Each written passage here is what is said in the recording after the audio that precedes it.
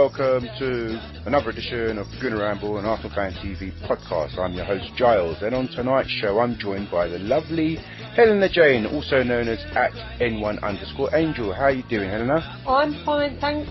Giles, everything's good? Good stuff. Alright, so tonight's show we'll be we'll quickly discuss the Tuesday night victory over West Ham, and then we'll be talking to our guest Rick Skelton from No to Hold Tigers, the campaign group that are campaigning against the name change, and then we'll talk about Easter Sunday's game up at Hull City, the dress rehearsal for the FA Cup final.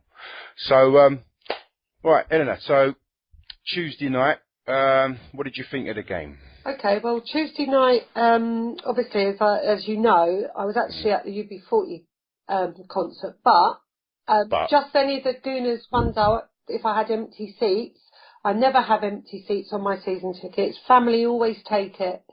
So it was, waste not, want not. Yeah, and it was a present from my eldest son, so I couldn't not go. Exactly. I was actually online to various schooners on the phone throughout the game.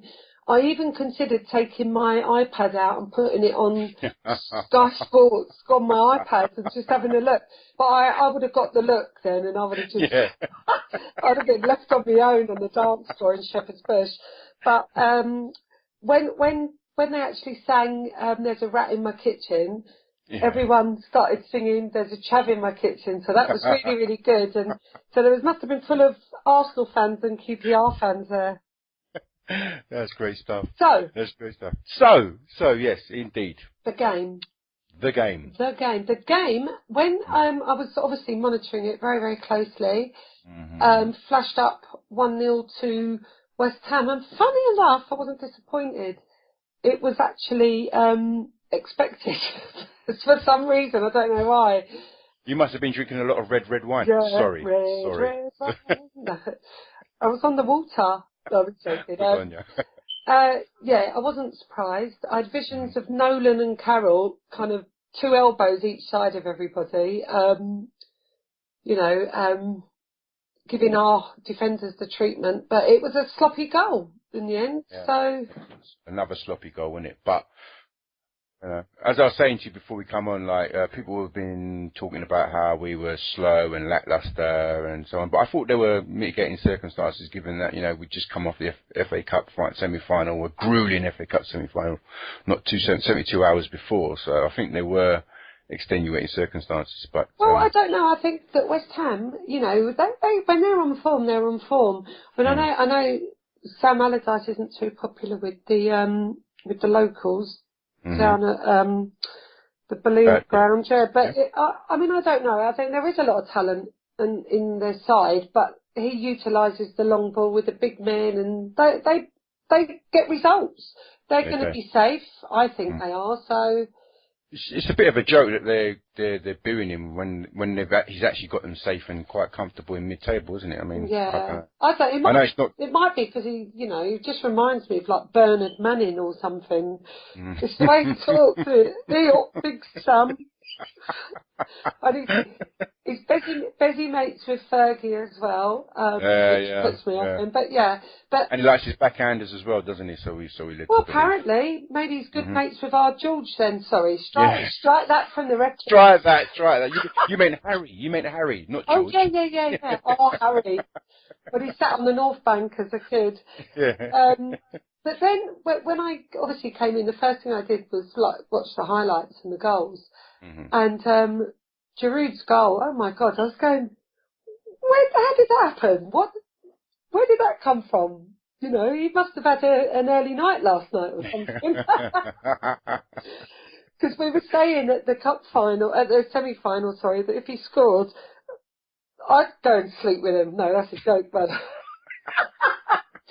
but when in France and all that business. But his goal was absolutely sublime, and of course I've got a really, really moany dad. So when I spoke to him when he got home from the game, I said, "Oh, he must have closed his eyes. It's luck."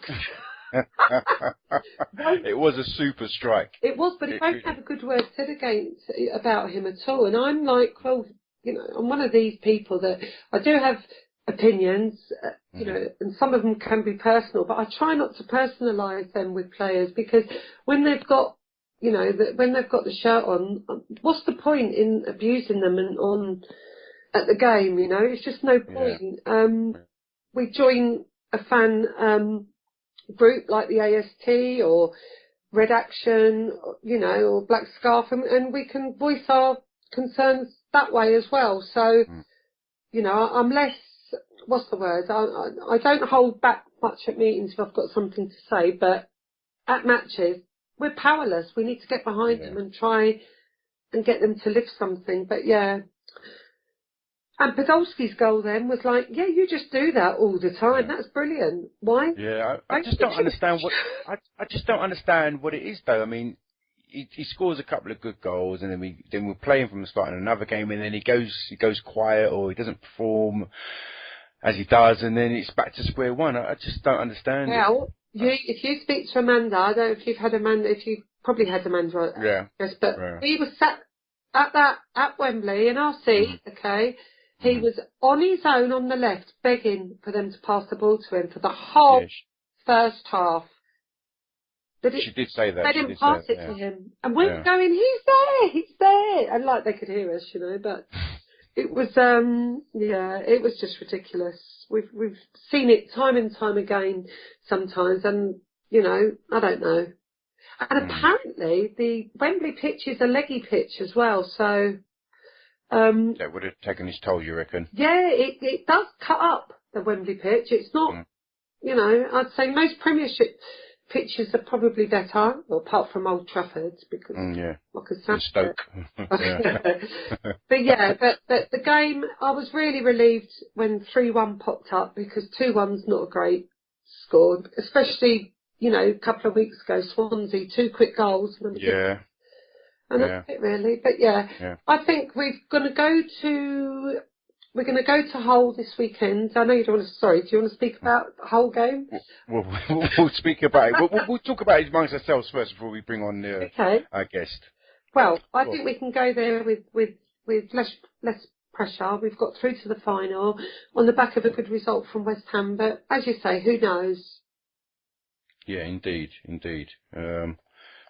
I just thought I was down there on Tuesday. I thought eventually it was a good result. You know, we laboured at first, but we got the result. 3 good goals, good performance. I was so happy to see Rambo back. I thought he was excellent when he come on.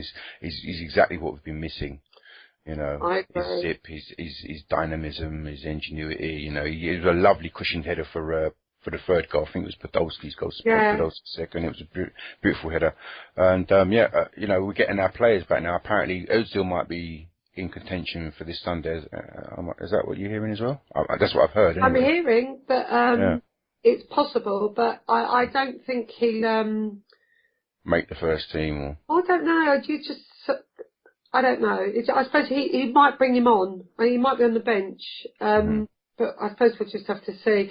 I think he wasn't quite ready for the pace of the Premiership, and I think it did take its toll. Now, we've had so many fantastic players that have never had good seasons. I mean, we've had some that have instantly had good first seasons, but a first season, most players do take time to adjust. Yeah, indeed. And his assist rate is very good anyway, isn't it? Even for somebody who is settling in. Yeah, his first season in the Premier League. But then, you know, some people say, well, Wenger hasn't made any excuses for him, so why should we? So. Well, I mean, I don't know. I think it's, I just think because he's quite low profile, to be honest. I know the only thing that makes him a higher profile is the price tag, but generally, even on the pitch, he, you know, if you see what he does off the ball as well sometimes, it's very, very good. I mean, I don't know, maybe people doubled up on him to mark straight away, one worrying about, well, you know, how skillful is he? But, you know, it will come. Yeah, it definitely will come.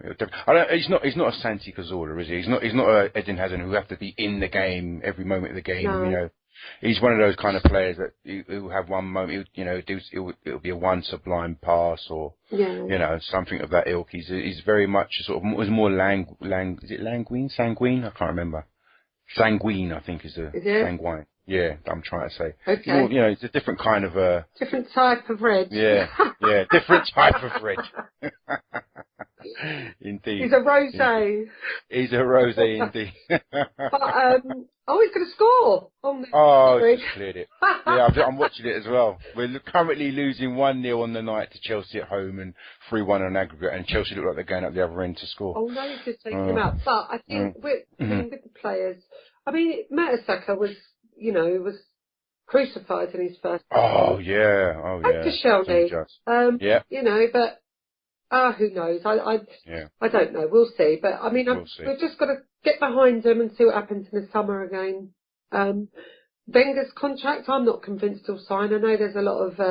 Well, remember at the AST, nobody really... I mean, what did Jeremy Wilson say at the AST? He said something about it's there, but it's there in front of him, and no one really knows what's, He thinks he might do it because he doesn't think that Cazorla would have signed, or Rambo would have signed a new deal if he was going. But who knows?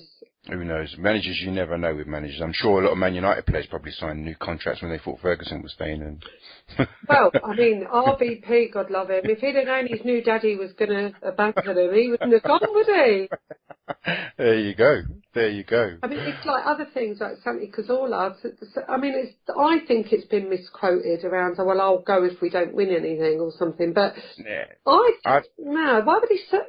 No. I haven't got a problem with what he said. I mean, he's a player that wants to win trophies, and he said, in a couple of years' time he'll assess his position. I don't see anything wrong. In a couple of years' time he'll be 31. Yeah. Depending on how fit or healthy he is, he might leave anyway. So at that stage of his career, you want to be winning trophies. I don't see anything wrong with that. I want every player to be ambitious. Why shouldn't they? No, I agree, and I think his ambition should be to, pull the club up by the scruff of the neck and win that trophy. Stop. Indeed. None of them should rely on each other to do that. They should all be bringing each other up to scratch, but Indeed. We'll see. Indeed. All right, so that ends the first part of the show. In the second part of the show, we'll be talking to Rick Skelton from Hull City.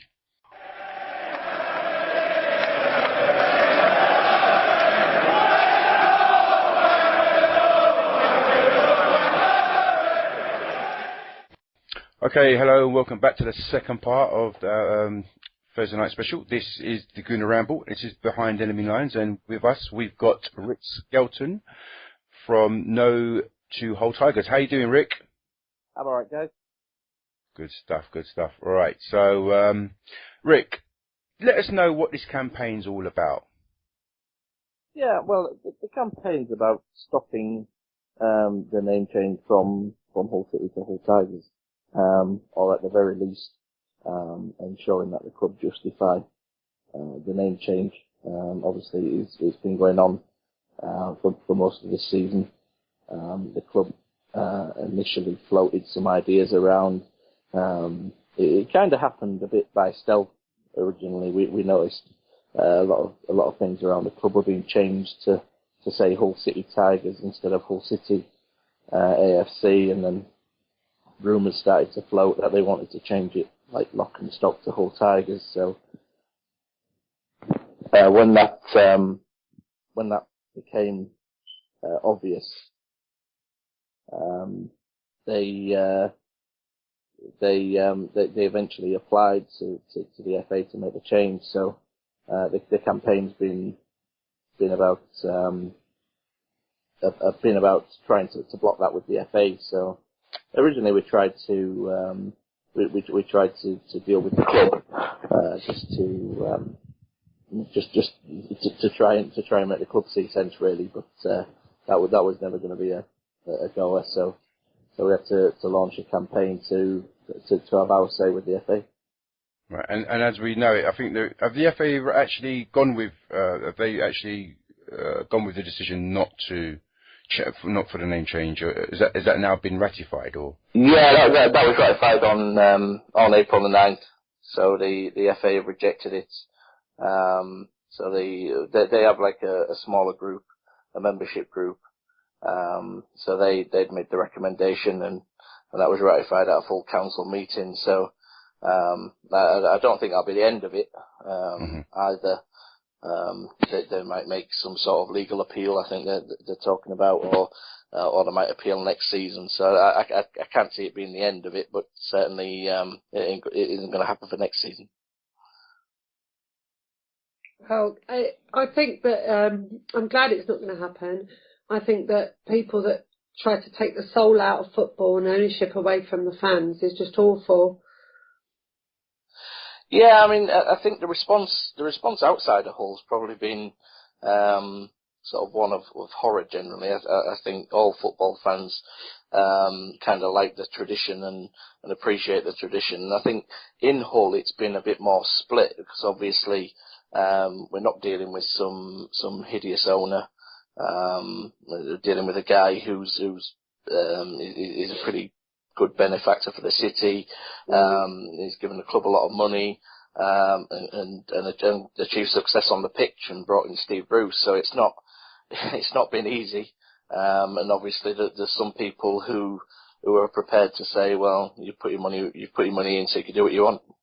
But Steve Bruce generally backs the owner, doesn't he? It seems they get on quite well, from what I gather. Yeah, I think they do, and I don't think he can do a lot else really. And the same with the players. I mean, Steve Bruce is pretty sensible. He tends to often say, I can see both sides of the argument, but at the end of the day, he knows who's paying his wages. So. Yeah, I mean, I suppose so. But I mean, if you think about what happened at Cardiff, where he changed the colour.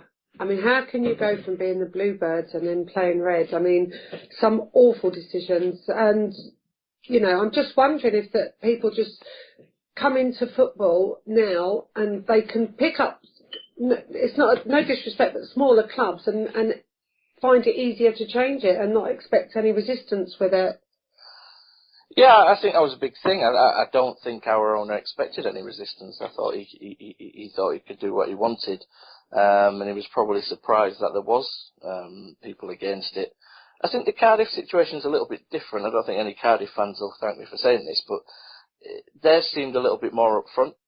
In that, I think when the guy came in, when Vincent Tan came in, he made it clear that he did want to change it to red. Whereas ours, we had the owner for sort of 2.5 years.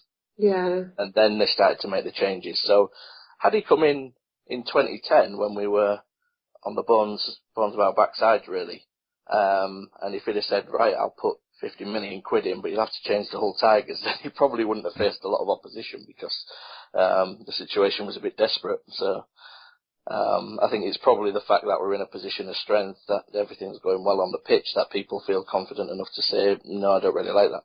Yeah.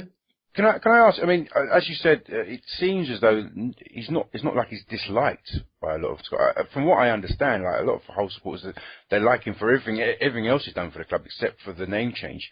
But he's threatened on several occasions to walk away from the club. I mean, what do you guys feel about that? I don't think we've ever taken it as a serious threat, to be honest, because he has put so much money into the club, and the club isn't worth a right lot. So that we have a council-owned stadium, so the assets aren't there. So the club has to be successful for him to ever get his money back. So I don't think he could afford to just walk away. So it's been a bit disappointing, actually. I mean, I think at the start of it, there was definitely the feeling that we'd support the owner in everything except the name change. But some of the things he's said and done throughout it have probably created a little bit more division than that. If I'm really honest, some of the things he's said, like the campaign groups, obviously City Till We Die, and we've been singing City Till I Die on 19 minutes, and he came out with a comment and said they can die as soon as they like, which oh my God. Whether you think that's misinterpreted or not, it's not a great thing to say. So yeah, the attitude's not been great, and I think he's a guy who's used to getting what he wants. He's used to running his business how he wants to. And like I say, I don't think he ever thought there'd be a lot of opposition. So it's Yeah, probably... but I mean, he's not silent, is he? I mean, we've got the polar opposite in Stan Kroenke, silent Stan, you know, who does as little to engage with fans as possible, and it is frustrating. Yeah. He's hardly seen as well, isn't he? You know, seen or heard. Twice a year he comes in. He gets a game when he has an AGM, I think. But other than that, he doesn't. He just leaves them all to do it, which is to get on with it. But then I've got problems with American owners that don't understand the sport either, and it's a personal thing, and you know, it's probably my prejudice, to be honest. But there you go. Yeah, I mean, they're not into. Go on, Rick. I don't really think it matters where the owners come from these days. I think the problem is with football is that you're just talking about vast amounts of money, and it's not like the old days where the owner was probably some local businessman who'd made a few quid. These days you're talking about just millions, tens and hundreds of millions of pounds. But you've got to remember that Bracewell Smith, when she sold her shares, she's admitted even selling them to the wrong person. And that's the problem. It's not, you know, we've got plenty of benefactors, but the thing is, you're right. Who's to say that Usmanov's money would make us happier? Although we might, you know, have lots of investment in the club, I suppose. I don't know. Who knows? I mean, I've said this before. We've done specials about, you know, ticketing and ownership and so on and so forth. But it seems as though, and I said this in the A.F.C meeting, it seems like the heritage of English football clubs has been taken away. Like, you know, the game doesn't seem, or the authorities, the people that are running it, don't seem to care about it. All they care about is that, you know, more money's flooding into the game rather than sort of protecting it. And you know, and I mean, thankfully the FA have actually, you know, have done right by you guys so far, but all too often we're seeing people like Carson Young come in and you know mess about with Birmingham. The ultimate one has been Portsmouth, who are I don't know if they're going to stave off relegation, but you know, just imagine 4 years ago they were playing Premiership football. You know, it's a sad story, isn't it? I mean, they've got some decent fans. And you know, it's just, the whole thing's sad really when you see, I mean, Luton Town, I mean, I'm delighted to see them back in the league because they have a big fan base. Great little club. Good catchment area. Yeah. Indeed. So, Rick, so has he actually sort of like sat down and sort of discussed with is it mainly the No to Hold Tigers fan group, or is there other sort of fan groups as well that you're sort of liaising with and you've collaborated with? No, well, I mean, one of the problems originally was that there wasn't a right lot of fan groups. So we have an official supporters club who, as the name suggests, are pretty close to the club. And then other than that, there was all sorts of sort of fanzines and websites and web forums and little bits and pieces, and that's where City Till We Die came from, was that all of those groups came together to form City Till We Die. So going forward, the aim is to make City Till We Die a proper supporters trust. So that's the next part of the aim. We have a supporters trust who are affiliated to the Supporters Direct, but they've been kind of inactive for a long time. They've only kept it going because that affiliation to Supporters Direct is important. So trying to take that forward and merge it with what we've done over the last year is going to be a big thing now, I think, in terms of how we go forward. Because whether you agree with the name change or whether the name changes or whether it doesn't, a club our size needs some sort of supporters representation, and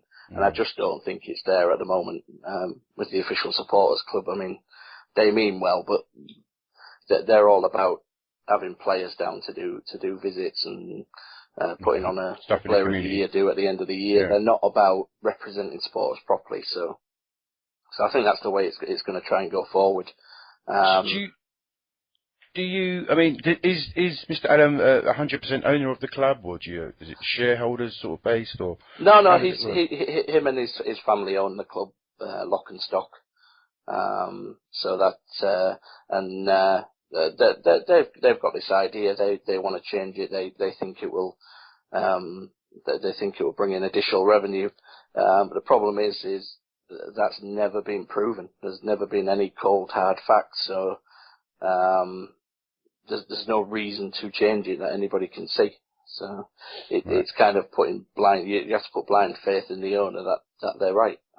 Right. And you say you want to set up a proper supporters trust. I mean, what kind of I don't know, what kind of influence do you think that will bring, in terms of, liaising with and speaking with the owner? I mean, if you don't have any sort of custodial rights, I mean, do you think he will sit down with you guys, or do you think he'll just sort of like turn a blind eye, just say, continue to turn a blind eye? Well, I mean, it's going to be difficult. There's some bridges to be built, obviously.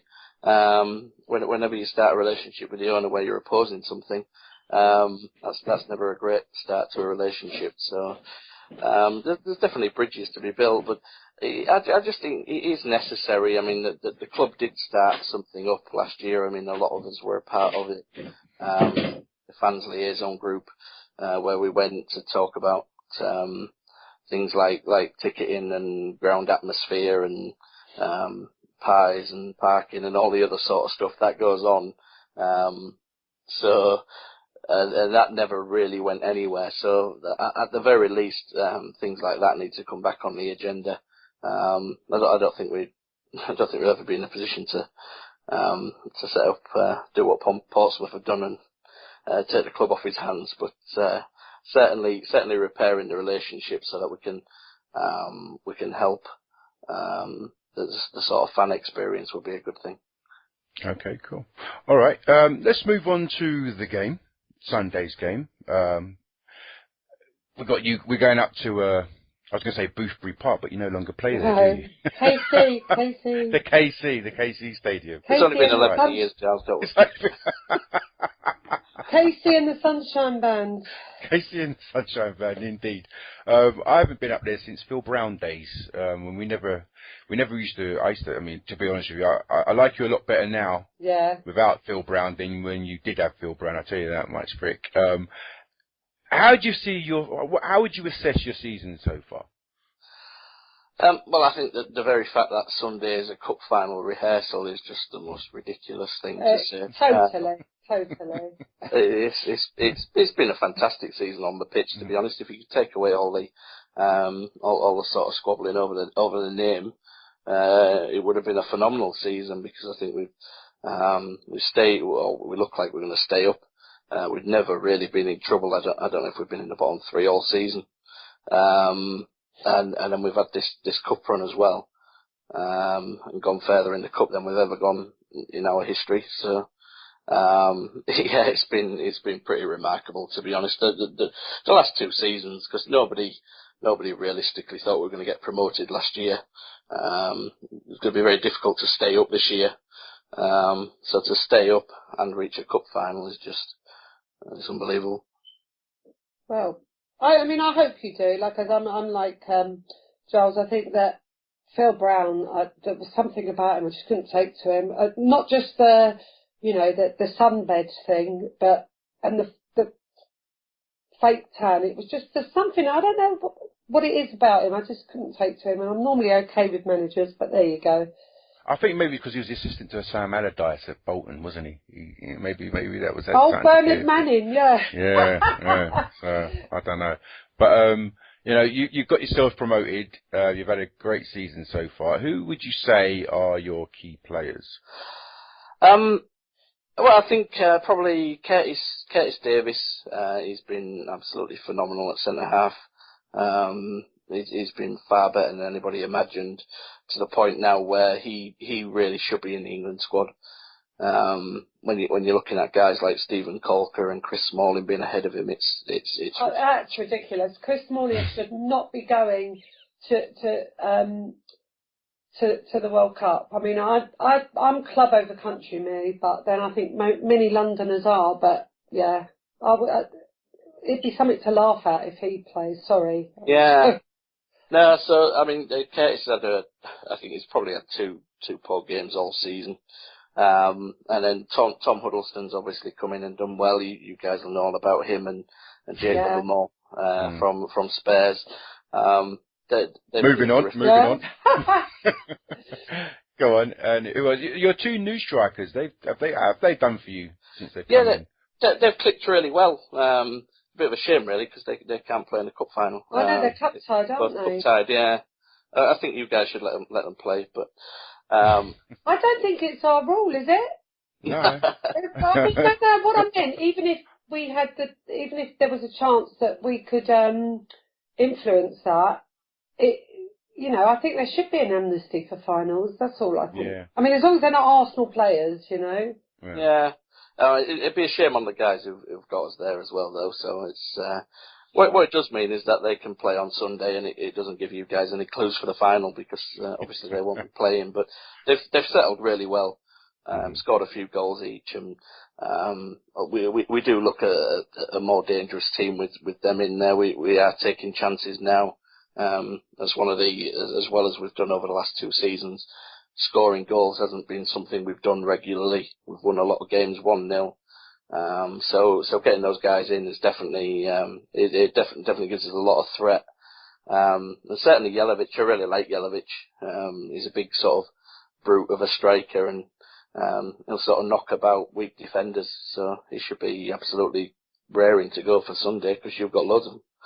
Yeah, well, I haven't actually seen Jelavic too much in this league. He was in, he was in Scotland, wasn't he? Was he a Rangers player? Yeah, and then he went to Everton as well, didn't he? Yeah. He started off quite well at Everton, then he kind of tailed off, didn't he? He did, yeah. Maybe we find his scoring touch at Hull City. Well, what kind of? Yeah, hopefully, any time after then. Indeed.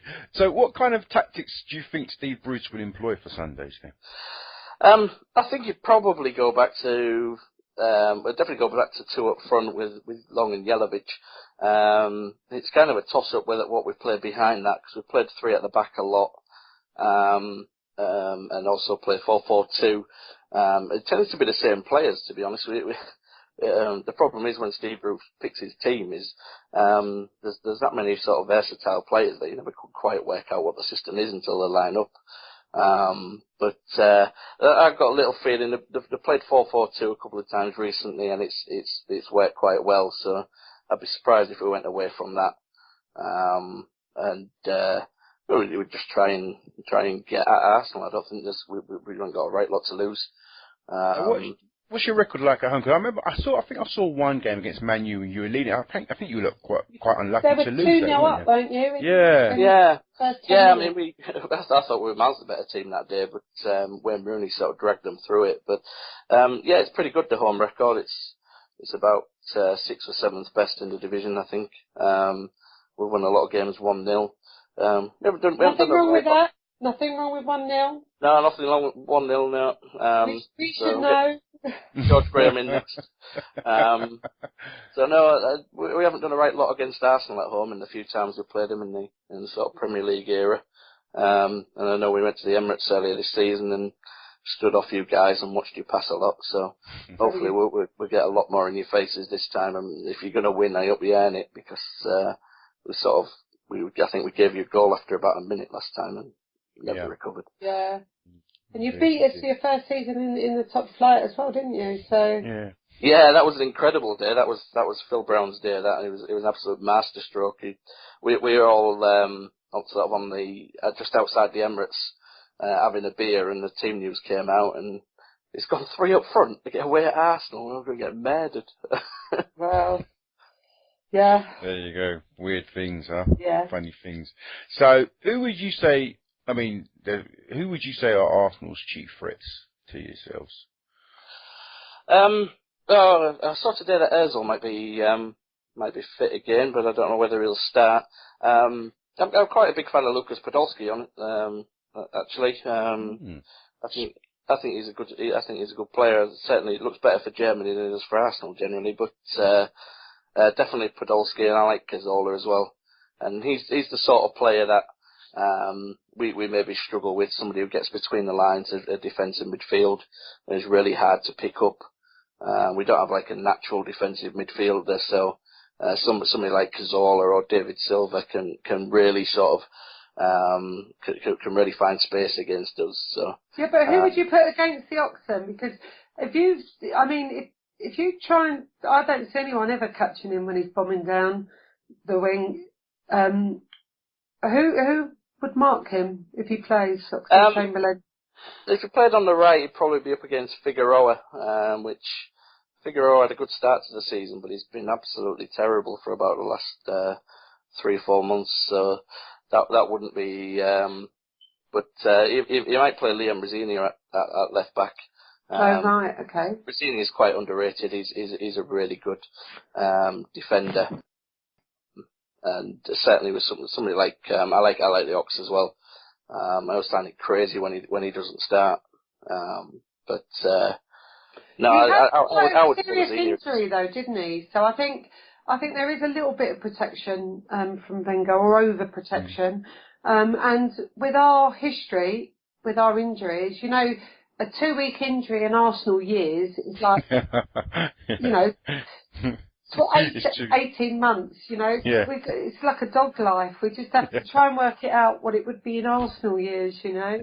But I think the one thing that I'm so disappointed about this season is not being able to see Ox and Theo on both wings. Yeah, indeed. Terrorising people. Yeah. With Rambo coming from deep as well, so yeah, it would have been good. It would have been maybe next year. Okay, so that's that. Helena, you've got a couple of trivia questions for our guests tonight, haven't you? It's just surprising facts, really. Yeah. And I just put it into Google. Right. Okay. Are you ready, Rick? Yeah, go on, bring it on. Right. In 1984, Hull City declared they would play their first football match on the moon because your chairman, Don Robinson, took the squad somewhere. Where did he take them? I don't know, is that when they went to Tampa Bay? Yeah, it could be. If that's where NASA is. In Cape Canaveral on the American Canaveral, yeah. They went on a pre-season tour to Florida, I think. But they Rowdies. Yeah, that's correct. Oh, well done, then. Is that something to do with Rodney Marsh? No. No. Who knows? But they declared they would play their first ever football match on the moon. Chairman Don Robinson took the squad to the NASA's base in Cape Canaveral during an American tour, but admitted that he couldn't find a team to go to the moon to play with them. Yeah, it was an interesting guy, was Don Robinson. He had this mad idea to build a massive concert venue on top of one of the stands to try and attract big artists to Hull. Oh dear. Okay. Number 2, Hull City took part in England's first ever penalty shootout and lost. Who did you play? That was the Watney Cup. And, yes. Bloody hell, he's good, isn't he? Manchester United, I think. It was, yeah. But it was only a very short-lived Watney Cup in 1970. Yeah, it was a weird tournament. I think it was to do with the top goal scorers from each division played in this end of season tournament or something, or pre-season tournament. Possibly. But who scored the first spot kick then? I don't know. I'm not that old. Oh, nor are we. I'm only 22. Okay, so George Best. Hey. Dennis Law became the first player to have a penalty saved in a shootout. Okay, cool. Okay, good. And by the way, the City keeper, Ian McKechnie, became the first player to miss when he fluffed the deciding penalty. Sorry about that. Okay. Never trust the keeper. Right, okay. What celebrity female fan have you got a chant to? What celebrity singer? Or not a singer? I don't know how she became a Hull City fan. We think it might be something to do with an ex-boyfriend, but is it Sunita? It is so macho. Is that Sunita from the X Factor? Yeah. With the leaves my gosh. Yeah, that one. She supports Chelsea as well, though, so she's edging her bets. Well, whatever, isn't it? We don't even talk about them. Okay. Right. A film about Hull City has won an Oscar. What was it called? An Oscar, I don't know. The only film I can think of about Hull City was See You at Wembley, Frankie Walsh. Oh, God's sake! Is there nothing you don't know? You've got to go and mastermind, you. I thought that one was quite good. That was in what year? I don't know. I know the director. He did Brassed Off and The Boy in the Straight Pajamas. Yeah. I don't know. Probably be late 70s, maybe early 80s. 1987. But do you know what? It was awarded Best Foreign Film. Now, I don't know whether that's because it was up north or whether. But do you know what? I'm going to watch it. Have you seen it? Yeah, it's good. Yeah, it was a student film, I think. Yeah, it was. Yeah. God, yeah. See, I'm learning so much here. Yeah.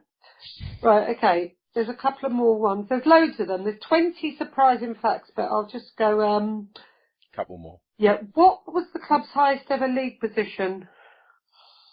Well, I think it was the season we stayed up in 08-09, so 2019-18, 17th. Oh, the God. Premier League. I see you've got Google up. No, I'm only joking. I didn't even need Google for that one. That was recent enough. I know, I'm joking. Okay, what do you think that Hull's most famous moment on the pitch was in the kind of Premiership history? Is it not beating Arsenal away? Oh, no, it's not actually. It better not be Phil Brown singing. No? It's that bloody team talk, isn't it? Yes, it is. He looked like a knob as well, didn't he? Yeah. Well, you know what made me laugh was when Jimmy Bullard did. Was it the next week? Yeah. And Jimmy Bullard scored, and they did the mock celebration, didn't they? Yeah, they've got the video on here season. as well. Yeah. Okay. London Nil, Hull 4 was a title of what song? What album? That's by the House Martins. Yes, it is. But what was it proved to be? I've no idea. It's a bit before my time, that. Oh, God. It was 1986, and it was proved to be a football prophecy because in October 2008, Hull City beat West Ham to take fourth win out of 4 against London clubs, having previously beaten Fulham, Arsenal and Spurs. Hooray! Bloody hell. I was at all of those games. Huh? I was at all of those games. I should have remembered that. Yeah. Yeah, but it's just that I didn't even know Hull had I just thought it was Rugby Town. Seriously, this is brilliant. A rugby what? I just thought it was a rugby league town. It is a rugby league town, but it's a football city. Ah, there you go, you see. Yes, cool. Stand corrected, said the woman in the orthopaedic shoes. But the thing is, I think it's great that Hull. Do you know why? Because I remember being on holiday somewhere in the first year that you came up, and there were Man United supporters from Hull, but they had a Hull towel one day and a Man United towel the next day, and I just thought, oh, that's a bit bipolar, isn't it? But I'm glad that Hull City will attract, local fans. I just think that's fantastic, rather than what Man United and Liverpool do, like all the Cockney Reds. But there you go. Yeah, exactly. Right, exactly. I've got one more thing to say, to ask, and that's it. Because we've been beaten, Giles, by this man in this little trivia quiz. We have. Okay. So. Ridiculously. Go on. Okay. Right. A Hull City player was the first and last player ever to be sent off for wearing inappropriate boots. Who was he? Yeah. Oh, God. I have absolutely no idea. Fucking hell, done him. Done him! Hey! After we win. We win. We're taking the ball home now. Yeah. Okay. That's it, I'll really. take a defeat here if we win on Sunday. Yeah. Well, you can. Do you know what, Rick? We'd be happy to do a return trivia. Yeah. But I tried to. I'm kind of stato where Arsenal are concerned, but I'm sure you can catch us out. But yeah, well, all I'd like to say anyway, Rick, is good luck for the rest of the season, and you know, I hope you stay up. I think you're great fans and a great club, and keep all them Hullonians away from Man United. That's what I would do. Indeed. Cheers, Just one guys. more. See you at Just one Wembley. more. Yeah. I was going to say, Rick, just before you go, you know, there's been a lot of, well, from our side, you know, there's been a lot of discontent about the ticket allocation. You know, 25,000 for our fans and 25,000 for your fans. I mean, what's the feedback or feeling been from the whole City side? Are you kind of, do you reckon you would easily sell that out and probably wanted more?